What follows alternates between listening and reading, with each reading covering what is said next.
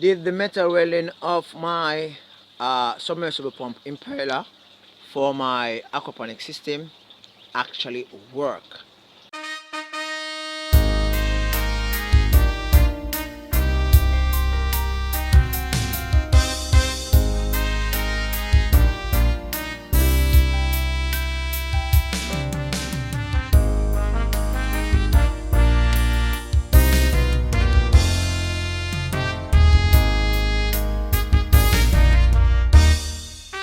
Hi everybody, welcome again to another episode of Fish Keeping Jamaica. Welcome to my channel. Okay, the last video I shared with you that the impeller, this is a small one, right? For my aquaponics system, the pump.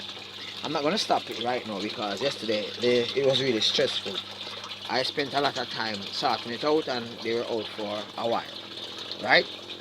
But it's a larger one to this inside, and the one that was inside the pump, should I say, this is the pump, that right here, the pump is right there, right?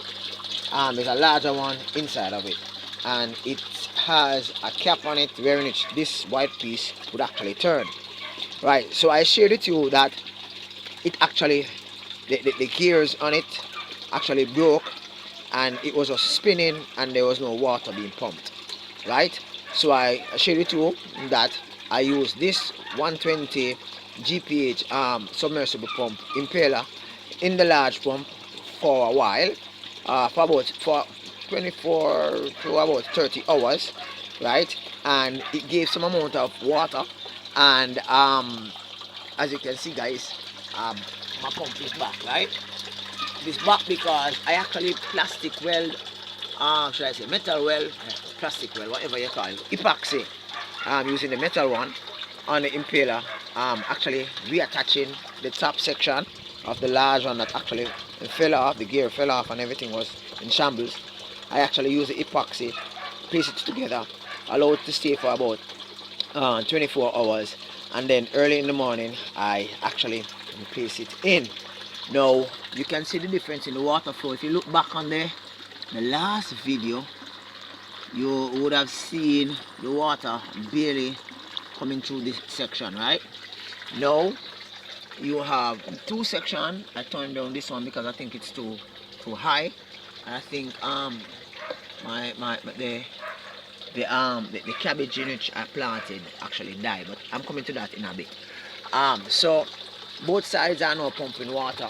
My lettuce is being battered by rainfall, as you all know, rainy season starts May, June in Jamaica. So you know, probably might end up have to harvest them or clip them and use them young, right? But they are looking really good, right? So as I was sharing with you in the last video, I used this, right?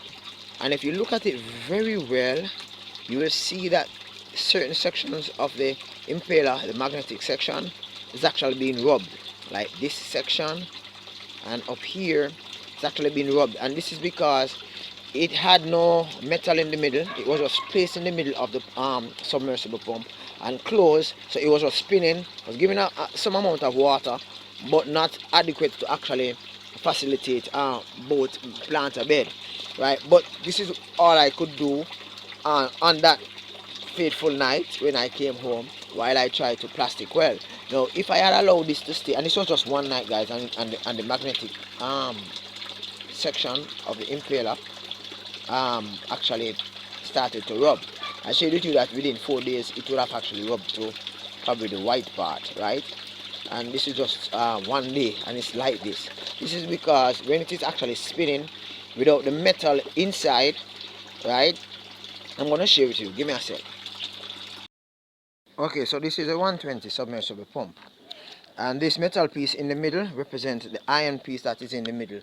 Well, it doesn't represent, it is like a smaller version of the iron piece within the middle of the larger pump.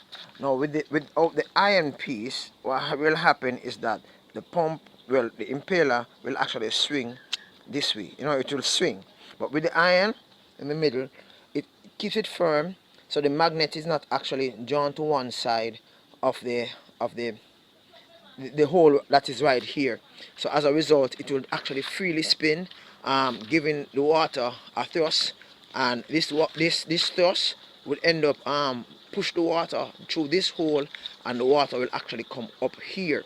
Now it was the impeller at the top that was broken. So as a result of that, what happened is that the bottom piece, the magnetic piece, was actually spinning, but the top piece, because it was broken off, what happened is that no water was actually coming up.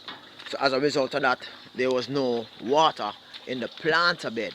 Now with me actually finish with this for now, I actually place it in. To get it out, I will have to get something and pry it up, because it is still magnetic, right? When it's plugged in, it does its thing and it spins around.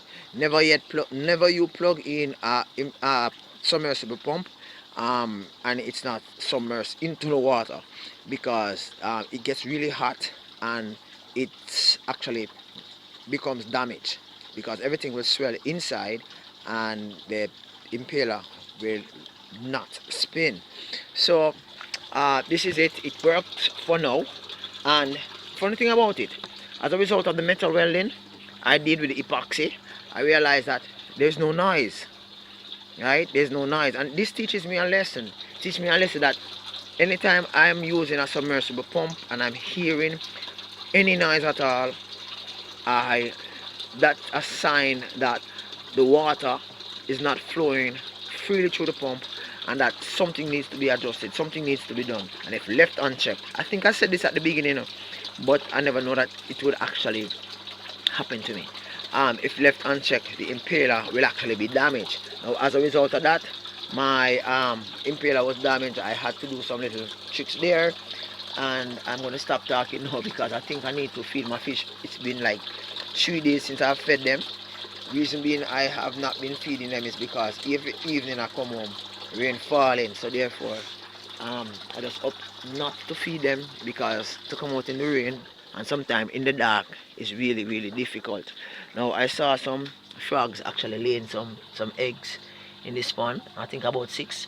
I got rid of about 3, and so as to ensure that the fish get rid of the rest of them, I ensure that I don't feed these. So whenever the fish is hungry, the fish will search for anything that moves and can hold in its mouth. And I think that have actually worked, and I don't see any tadpoles actually swimming. Now these are some fingerlings in which I am actually selling some of them in a short while, and everything is going on okay, and I appreciate you watching. So my aquaponics system, it was a scare for me, guys. It was a scare wondering whether or not I am going to have to actually purchase a new pump. You know, it's really a joy to be seeing it's back and running, it's up and running, and my lettuce is looking good, a little battered by the rain, and this one is persistently coming up. This is the only one that is coming up.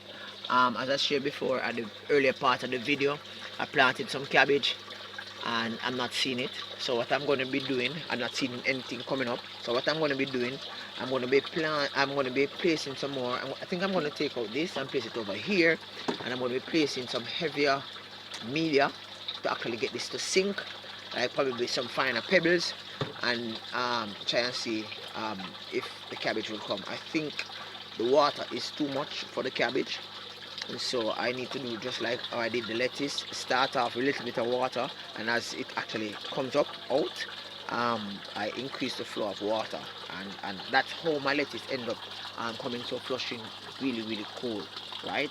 I don't know if I'm going to allow it to stay and get the little ball in the middle, because it's an iceberg lettuce, or I'm just going to wait until, you know, it's starting thickening down at the base, and then I just get it out.